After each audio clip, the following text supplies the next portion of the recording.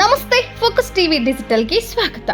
ಜಿಲ್ಲಾ ಪಂಚಾಯಿತಿ ಬೆಳಗಾವಿ ಹಾಗೂ ಜಿಲ್ಲಾ ಆರೋಗ್ಯ ಮತ್ತು ಕುಟುಂಬ ಕಲ್ಯಾಣ ಇಲಾಖೆ ಬೆಳಗಾವಿ ಮತ್ತು ತಾಲೂಕು ಆರೋಗ್ಯ ಮತ್ತು ಕುಟುಂಬ ಕಲ್ಯಾಣ ಇಲಾಖೆ ಹುಕ್ಕೇರಿ ಇವರ ವತಿಯಿಂದ ವಿಶ್ವ ಡೆಂಗ್ಯೂ ದಿನಾಚರಣೆಯ ಅರಿವು ಮೂಡಿಸಿದ್ರು. ನಿಮ್ಮ ಮನೆಯ ಒಳಗೆ ಹಾಗೂ ಮನೆಯ ಸುತ್ತಮುತ್ತ ಸೊಳ್ಳೆ ಉತ್ಪತ್ತಿಯನ್ನ ತಡೆಗಟ್ಟಿ ಡೆಂಗ್ಯೂ ಜ್ವರವನ್ನು ನಿಯಂತ್ರಿಸಿ. ನೀವು ನಿಮ್ಮ ಸ್ವಯಂ ರಕ್ಷಣಾ ವಿಧಾನಗಳು ನಿದ್ದೆ ಮಾಡುವ ಮಕ್ಕಳು ಹಾಗೂ ವೃದ್ಧರು ತಪ್ಪದೇ ರಾತ್ರಿ ವೇಳೆ ಮಾತ್ರವಲ್ಲದೆ ಹಗಲಿನಲ್ಲಿಯೂ ಉಪಯೋಗಿಸಬೇಕು. ಮನೆಯ ಸುತ್ತಮುತ್ತ ತ್ಯಾಜ್ಯ ವಸ್ತುಗಳನ್ನು ಎಲ್ಲಿ ಬಿಸಾಡದೆ ನೀರು ನಿಲ್ಲದಂತೆ ನೋಡಿಕೊಳ್ಳುವುದು ಅಥವಾ ತೆರೆದಿಟ್ಟ ನೀರಿನ ತೊಟ್ಟಿಗಳು, ಟೈರ್ ಅವುಗಳಲ್ಲಿ ನೀರು ಸಂಗ್ರಹವಾಗುತ್ತದೆ. ಪ್ಲಾಸ್ಟಿಕ್ ಹಾಳೆಯಿಂದ ಮುಚ್ಚುವುದು.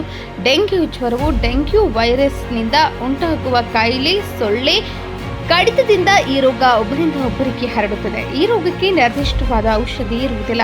ತೀವ್ರವಾದ ತಲೆನೋವು, ಕಣ್ಣು, ಮೂಗು, ಬಾಯಿ ಮತ್ತು ಒಸಡುಗಳು, ರಕ್ತಸ್ರಾವ ಹಾಗೂ ಚರ್ಮದ ಮೇಲೆ ಅಲ್ಲಲ್ಲಿ ರಕ್ತಸ್ರಾವದ ಗುರುತುಗಳು ಕಾಣಿಸಿಕೊಳ್ಳುತ್ತವೆ. ಈ ಸಂಬಂಧ ತಾಲೂಕು ಆರೋಗ್ಯ ಅಧಿಕಾರಿಗಳಾದ ಡಾಕ್ಟರ್ ಉದಯ್ ಕುಡ್ಚಿ, ಡಾಕ್ಟರ್ ನವೀನ್ ಕುಮಾರ್ ಬಾಯ್ನಾಯಕ್, ಹಿರಿಯ ಆರೋಗ್ಯ ನಿರೀಕ್ಷಣಾಧಿಕಾರಿಗಳು ಹುಕ್ಕೇರಿ, ಎಂಬಿ ಜಕಮಟ್ಟಿ, ಕ್ಷೇತ್ರ ಆರೋಗ್ಯ ಶಿಕ್ಷಣಾಧಿಕಾರಿ ಹುಕ್ಕೇರಿ ಸುನೀಲ್ ಕೆ ದಯಾನಂದ್, ಆಶಾ ಕಾರ್ಯಕರ್ತೆಯರು, ಆಸ್ಪತ್ರೆಯ ಸಿಬ್ಬಂದಿ ವರ್ಗದವರು ಉಪಸ್ಥಿತರಿದ್ದರು.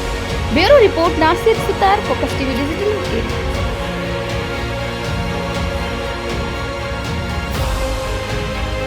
ನಮ್ಮ ತಾಲೂಕು ಆರೋಗ್ಯಾಧಿಕಾರಿಗಳ ಮಾರ್ಗದರ್ಶನದಂತೆ ಈ ರ್ಯಾಲಿ ಕಾರ್ಯಕ್ರಮವನ್ನು ಹಮ್ಮಿಕೊಂಡಿದ್ದು, ಇದರ ಉದ್ದೇಶ